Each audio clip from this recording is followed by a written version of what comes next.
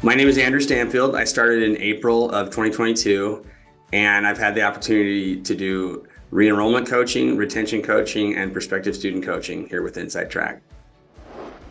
If there's one way I describe what I do to people when they ask me about my job, or when I talk to my wife about my day, or when I think about my experience here with this company, with InsideTrack, is just caring. It's kind of overwhelming, really, to think about the amount of care that we offer, that we receive. And so that would be coaching is caring. When you get trained as a new coach, they talk a lot about CSS and the support systems that we have in place, and so you're aware of it. But I can remember the first time I found myself on a call, and within a few minutes, this person listed the death of a parent, job loss, illness, financial struggles, legal troubles. There was just this list of, like, in a very short time, became a very intense call.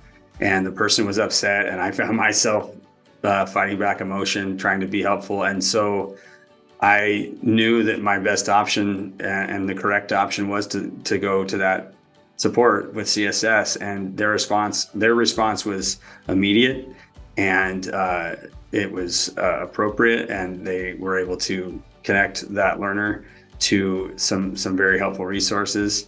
But then the part I maybe wasn't expecting so much is that people checked in with me and said, "Hey, how are you doing? That was a tough call. That was a tough situation. You did a good job of trying to be encouraging, but it's also a lot. How are you feeling?" And so that was made a big impression on me. I was just very concerned, like, "Hey, is that person doing okay?" And they're like, "Well, how about you? Are you doing okay?" And not just an hour later, like a day later and a week later, there was multiple check-ins and multiple passes. And I think that speaks volumes to the kind of level of attention we're giving,